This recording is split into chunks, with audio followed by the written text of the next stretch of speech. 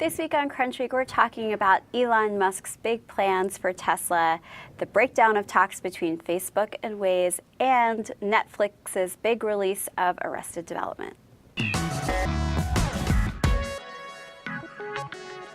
Hi, I'm Leena Rao. Welcome to CrunchWeek. I'm Colleen Tayor. I'm Ryan Lawler.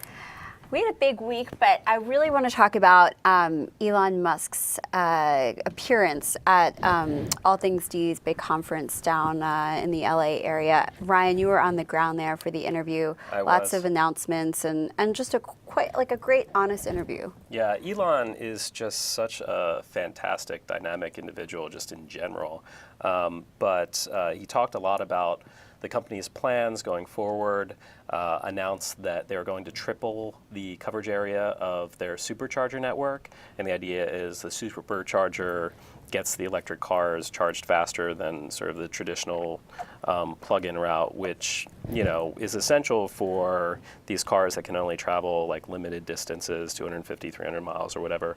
Announced that, talked about why he got into the electric car market, which was kind of interesting. He basically said, you know, I decided to do it because no one else was. All the major car manufacturers had kind of, you know, stepped away from the electric car market, and just, you know, plans for colonizing Mars, which is kind of interesting. Yeah, I mean, he's really tackled huge problems: electric cars, space. I mean, payments way back in the day, but. It's kind of, you know, I saw some tweets when he was talking at D, and some of them were saying, like, you know, Elon Musk could be the next Steve Jobs. You know, he's just tackling different problems, you know, than Jobs did, you know, which was computing. I'd go even further than that. I'd say that Elon Musk is probably like the next Edison, you know, or whatever. Because when you think about it, he's tackling like really big problems. You know, there's no disrespect to Steve Jobs. He did a lot of amazing things. The products are awesome from Apple, you know, the iPhone and, you know, MacBook Air. We all have MacBook Airs. But you know, fundamentally, Elon is tackling, you know, big humanity problems. Yeah. You know, he got into Tesla because we need to find a more sustainable way of getting around. He launched SpaceX because he believes that if we don't find another place for humanity, there's going to be an extinction event, right? And we'll just get wiped out. And I think it's impressive that he's spending a lot of his money doing it. You know, it's not like, you know, he's actually shelling out some of his own personal wealth to do this instead of, you know, just building businesses through other people's money. He's putting himself on the line, which I think is impressive. I've always liked that about him, because he's talked before. I'm not sure that he said this at D, but for the longest time, he's a renter. He doesn't even own a home. Like, everything that he's made, he's then reinvested into companies. And he's just an eccentric, cool person that he has these ideas. He has, like, how many kids? Like, 7 or 5. He has like a ton of kids. Like, he's always like, I don't know, he just has a big life and he's a big personality. And it's just funny that everyone's saying he's the next Steve Jobs or even the next Edison.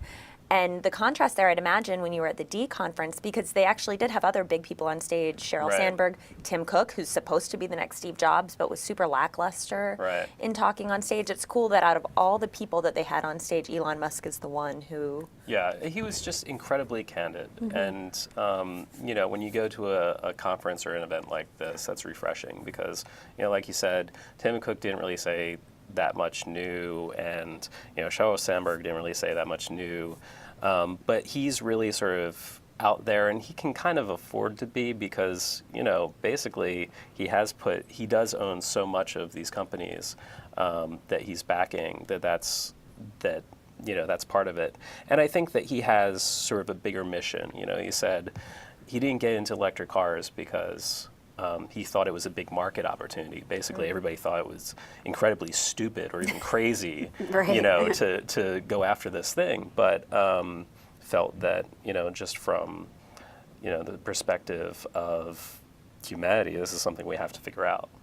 Well, going from that, you know, talks between Facebook and social mapping giant Waze broke down this past week. All Things D reported that. You know, we had reported a few weeks ago that Waze was potentially going to be bought by Facebook for up to $1 billion, which is a huge acquisition for the company.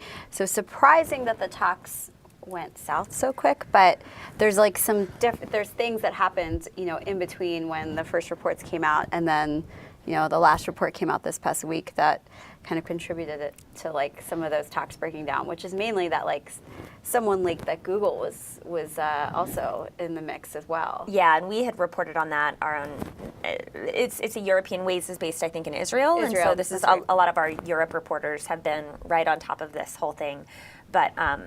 Yeah, because we had reported that Facebook was going to buy them, and then there was a rumor that, Google's also interested too. And it's now seeming that Waze put those rumors out themselves to make it seem like there's a bidding war, and that seems like they got a little bit of ahead of themselves, Then Facebook said, we're going to call your bluff. We're going to walk away. Good luck with Google, and then Google's not buying them either. And so I don't know. It just shows. But this is not the first time that there has been a Waze acquisition story with a big company that somehow all these details get leaked out. I think Waze, if you go they're back, chatty people. If you go back, there was Apple rumors, just in January. Months ago.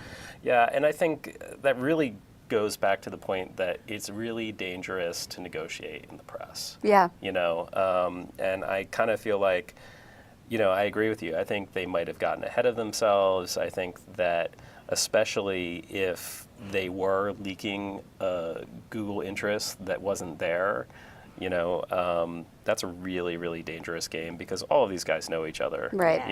And they're going to find out if you're bullshitting them. I mean, you have to hand it to someone like Instagram, where like it blindsided everyone when I remember we got that press release in our emails, and it was like, is this a joke? Like, Instagram, if Facebook buys Instagram, just because. No one knew about it. There was no leaks. There was nothing. The leak was that maybe they were raising some money. Yeah, but they were in the middle of raising. Yeah, so it was like, they did both sides, I guess, did such a brilliant job of kind of keeping it out of the press. And clearly that didn't hurt Instagram's value when it came to how much Facebook, bought it for. So yeah, maybe a lesson to be learned to some of these companies out there. Well, but no, keep talking to the press about winning because that keeps us all That's right. busy. But maybe just be a little bit careful. Don't pretend like you have all these suitors. Be respectful to dance with the one you came with. Maybe a little bit. I don't know how many dating metaphors we can put in there. More on a lighter note, Netflix released their season, their created and developed season of Arrested Development, which I've been so excited about. I don't know about you, Ryan. I know you're a fan too. Well, I mean, I kind of go back and forth. I kind of feel like I'm supposed to like Arrested Development, but I watch it and I'm like, all right. Well, I love the past seasons, and I had high hopes for this season. It was released Saturday night, and this past Saturday night, and I had high hopes because House of Cards was also developed and produced right by Netflix, and I found that to be really, really well done. Right. And so I thought, that was going to be the quality. It set an expectation for the quality. I don't know. I'm not really 100% sold, and I'm like halfway through the season, so I'm not, I'm not fully done. But I've only watched 2 episodes, yet. and I found the format of it kind of interesting because it's kind of they bring all the characters back together, but they show it. Each episode is kind of from the perspective of a single character, and then it's Job's Arrested Development or Michael's Arrested Development. That's right. Right. It's funny. I got the chance to talk with Mitch Hurwitz and Will Arnett at South by Southwest, and if you haven't seen that video, it's hilarious, but it's also really scary. And that was a lot of fun. I think what's interesting about what Netflix is doing is, you have all of these originals, and when I talked with those guys, I asked what's it like to be releasing this for the internet? And what they said to me, Mitch Hurwitz said to me, I guess it's releasing it on the internet, but not really. It's like saying that you're releasing a show on television through electricity, because, the medium, the format doesn't really matter because most people are watching this on a TV or on an iPad or, some other screen. So, that concept isn't really new. I guess what's interesting is just that, it shows that there's a whole other market for all these huge creators, which is being developed around Netflix and Amazon and all these other platforms. Yeah. Yeah. And it's interesting, Sarah Perez wrote a story on Tuesday on TechCrunch that, Netflix had a crazy weekend. Everyone was binge watching it and everything. Yeah. We got some early numbers. We won't know for sure until Netflix themselves says, but that something like 2/3 of all Netflix devices on Sunday were playing Arrested Development. Like if you have a Netflix account, like 2/3 of them were Wow. playing. Anyway, so that was big, but at the same time, Netflix's stock dropped this week. For whatever reason, you can never Well, say that the stock market. It's totally kind makes of sense. interesting. This is something. The rumor is that the stock dropped because the New York Times posted an unfavorable review of the show, Oh. and Ted Sarandos was actually speaking at a finance conference. I believe it was Nomura on Thursday, Okay. where basically he said, you shouldn't be trading on on reviews of our shows. It just doesn't make any sense. Ridiculous. But yeah, I actually got a chance to sit down with Ted Sarandos and Reed Hastings while I was at the conference this week, and they said that they had a certain amount of expectations, and by all accounts, they Arrested Development surpassed that. But they're never actually going to release numbers. Like they Really? just say that they're all of their originals. They're not going to release numbers because people will compare it to show ratings as like comparing apples and oranges. Yeah. So it would be unfair. Right. Well, that's all the time we have for this week, but thanks for joining us.